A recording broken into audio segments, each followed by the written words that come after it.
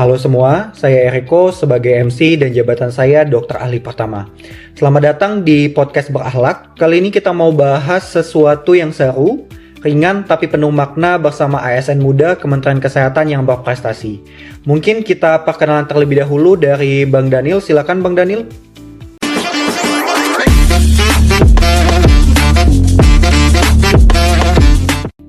Halo semuanya, perkenalkan saya Daniel Septiawan, seorang fisioterapis ahli pertama dari RSUP Dr. M. Jamil.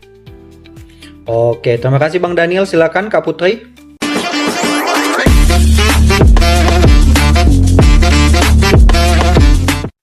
Halo semuanya, nama saya Putri Mimtaujana. Saya seorang fisioterapi ahli pertama di Rumah Sakit Otak Muhammad Atta Bukit Tinggi. Oke, selanjutnya silakan Kak Akil.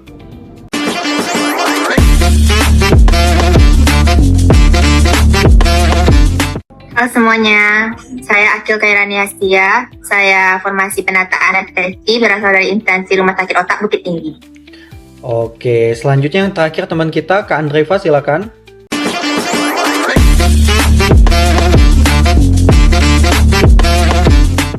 Perkenalkan, saya Andriva Stefani, fisioterapi ahli pertama dari RSUP Jamil Padang. Oke, terima kasih Kak Andriva. Kali ini kita mau bahas tentang nilai berakhlak yang kaitannya dengan tugas dan fungsi jabatan. Seperti yang kita ketahui, nilai berakhlak itu ada 7, yaitu yang pertama berorientasi pelayanan, akuntabel, kompeten, harmonis, loyal, adaptif, dan juga kolaboratif. Kalau saya sendiri sebagai dokter tidak lepas dari nilai kolaboratif dalam menjalankan tugas karena saya butuh kerjasama bersama tenaga medis lainnya dalam melayani pasien. Mungkin teman-teman yang nonton mau tahu juga bagaimana penerapannya menurut Bang Daniel. Boleh berbagi Bang Daniel? Silakan Bang. Baik Bang Eriko, adapun nilai-nilai berakhlak yang saya terapkan di pekerjaan saya, salah satunya yaitu nilai akuntabel. Saya bertanggung jawab atas hasil kerja yang saya terapkan, kemudian berdisiplin dan juga menjaga fasilitas kesehatan di rumah sakit. Kemudian yang kedua yaitu nilai kompeten. Kami sebagai tenaga medis selalu meningkatkan kompetensi diri dengan terus belajar seperti mengikuti pelatihan, seminar, workshop, dan lain-lainnya. Seperti itu Bang Eriko. Oke, mantap sekali ya Bang ya. Terima kasih Bang Daniel. Selanjutnya kita mau tahu versi dari Kak Putri. Bagaimana Kak Putri?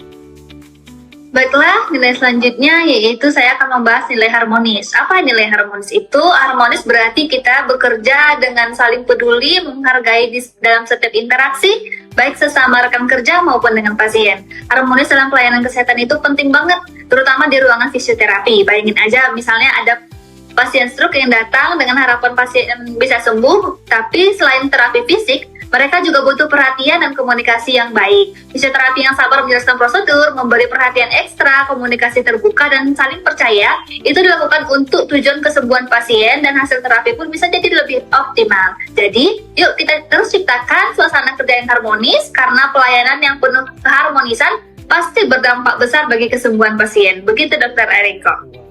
Mantap sekali ya. Selanjutnya kita mau tahu juga nih versi dari Kak Akil. Gimana Kak Akil? Baik Mbak Eriko, keterkaitan nilai-nilai berakhlak, salah satunya loyal dalam profesi saya yaitu penata anestesi.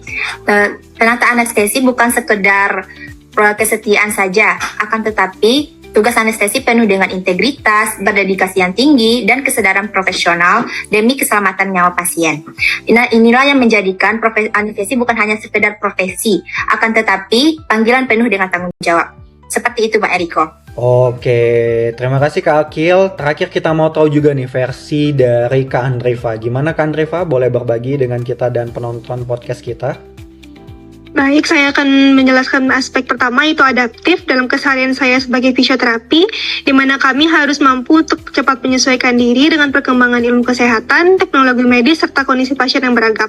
Lalu aspek kedua yang juga saya terapkan dalam keseharian saya sebagai fisioterapi itu kolaboratif, di mana saya bekerja sama dengan dokter, perawat, terapi bicara, pasien maupun keluarga pasien untuk mencapai hasil yang optimal.